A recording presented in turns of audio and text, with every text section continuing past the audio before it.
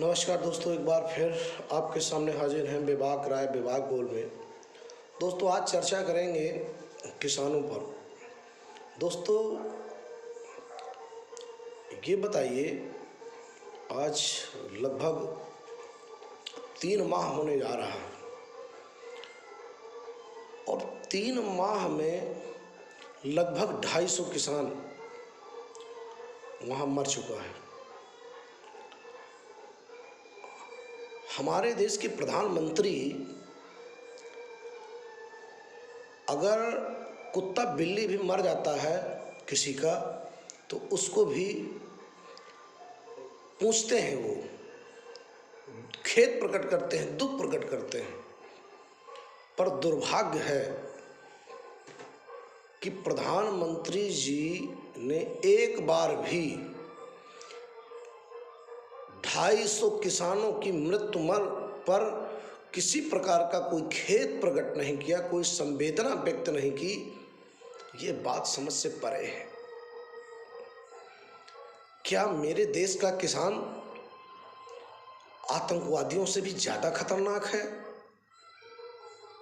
क्या मेरे देश का किसान क्या पाकिस्तानियों से भी ज़्यादा गुनहगार है? क्या बात समझ में आती नहीं है। जो दुश्मन पाकिस्तान है, जिससे युद्ध करना चाहिए, उसे आप कोरोना का टीका लगवा रहे हैं। कोरोना का टीका उसको फ्री में दे रहे हैं। और जो आपके देश का किसान है, अन्नदाता है, पिछले 2.5 महीनों से बॉर्डर पर बैठा हुआ है। वैसे तो आप कहते हैं कि मैं एक काल से दूर हूं। क्या वो काल आपके पास व्यवस्था नहीं है कि आप बात नहीं करना चाहते किसानों से? मोदी जी, किसानों से बात करिए। मेरे देश के किसान हैं, आपके किसान हैं। आप देखिए, वरना आने वाला समय जो है ना, आपका नहीं रहेगा। तब आपको अफसोस होगा कि मैंने किसानों के साथ जाति किया है। आपने किसानों के साथ आप हित नहीं कर रहे हैं। कौन सी जिद है आपकी? जिन किसानों के लिए आपने बिल लाए हैं, अगर उन किसानों को ही बिल पसंद नहीं है, बिल नहीं रखना चाहते, तो क्या जिद है? कौन सी जिद है जो आपकी पूरी नहीं हो पा रही है? बंद करिए।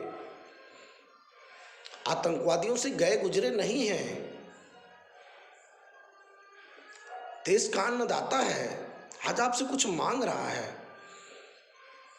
आज आप ऐसे सीट पर बैठे हो, देश के प्रधानमंत्री हो, गरिमामयी पद है आपका, आप उस पद में जिद किए बैठे हो। अरे, आपको के लिए तो सब सामान्य होना चाहिए।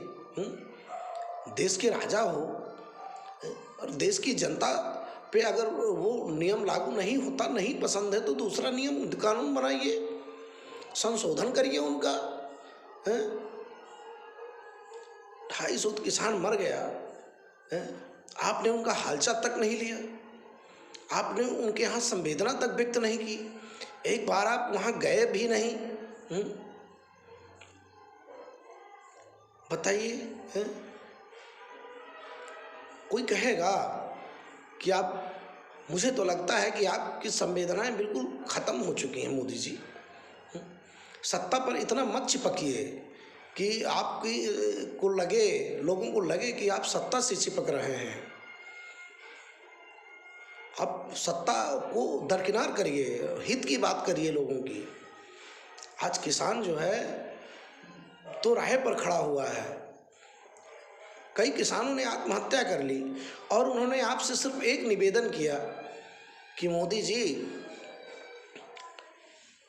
किसानों की अंतिम इच्छा पूरी कर दीजिएगा। मरने वाले की अंतिम इच्छा पूरी की जाती है, ये हमारे संविधान में भी लिखा हुआ है। और आपसे निवेदन है कि हम इस दुनिया को छोड़ करके जा रहे हैं, तो निवेदन आपसे है कि आप हमारी अंतिम इच्छा पूरी करिएगा। हमारे संविधान में भी लिखा गया है कि मरने वाले की अंतिम इच्छा पूरी की जाती है। जो व्यक्ति मौत को गले लगा लिए हंसते हंसते, उन्हें आप आतंकवादी कहते हैं। उनकी आप अंतिम इच्छा पूर्ति नहीं कर सकते। कैसे प्रधानमंत्री हैं आप? जिस व्यक्ति के राजा को अपनी प्रजा का भान ना हो और वो प्रजा जो अन्न उपजा के देती हो, उस प्रजा के अगर दुख दर्द में आप शामिल नहीं हैं, तो फिर कैसा प्रधानमंत्री, कैसा राजा? विचार करिए। अभी कुछ नहीं बिगड़ा है, वरना ये देश का किसान है, ये अन्न उपजाना जानता है कि देश से जब समझ में नहीं आता ना किसानों को, कीट पतंगे लग जाती हैं, तो ये छिड़काव करना भी जानते हैं कीटनाशक का। और जब कीटनाशक का छिड़काव कर देते हैं ना, तो सरकार बदल जाती है।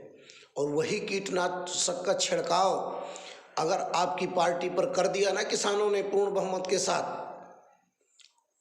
तो सरकार उसी तरह गायब हो जाएगी जैसे खेत से खत पर कीट पतंगे गायब हो जाती हैं। इसलिए पुनः आपसे निवेदन है कि किसान की बात करिए, किसान हित की बात करिए।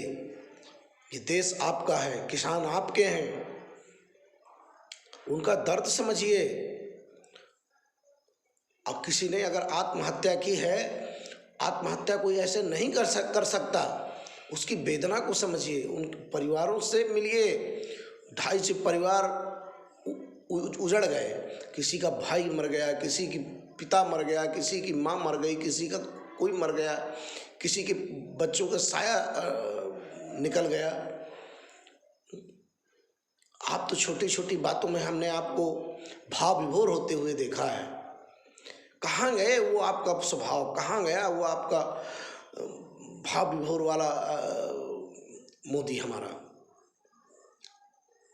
राजा जिद्दी नहीं हो सकता। अगर राजा जिद्दी है तो वो गद्दी पर बैठने के काबिल नहीं हो सकता। इसलिए निवेदन है आपसे मोदी जी, किसानों पर गौर करिए, किसानों की वेदना पर गौर करिए, उनका उन्हें हक दे दीजिए। इसी में आपकी हमारी सबकी भलाई है। वरना किसानों की हाय और अघाय सांस जब लगेगी ना, तो सत्ता मिटते देर नहीं लगती है। इतिहास 70 साल का देख लीजिए, जिसने भी किसानों से टकराव किया है उसका हमेशा पतन हुआ है। तो मैं आपसे पुनः आज निवेदन करता हूँ कि किसानों की बात मान लीजिए और अपनी जिद को एक तरफ रख करके उन किसानों से बात करिए, उन किसानों को कॉल करिए। आपका दिल बड़ा होना चाहिए, और अगर आपका दिल बड़ा होगा तो किसान, मजदूर, सारा देश आपके साथ खड़ा होगा।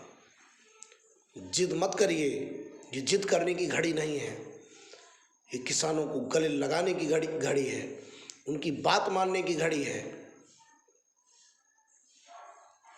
बस आज मैं आपसे यही निवेदन करता हूँ कि उन जो किसानों ने शहीद हुए, 250-300 किसान शहीद हो गए, उन पर तरस खाइए, उनके परिवार पर तरस खाइए। जय हिंद, जय भारत।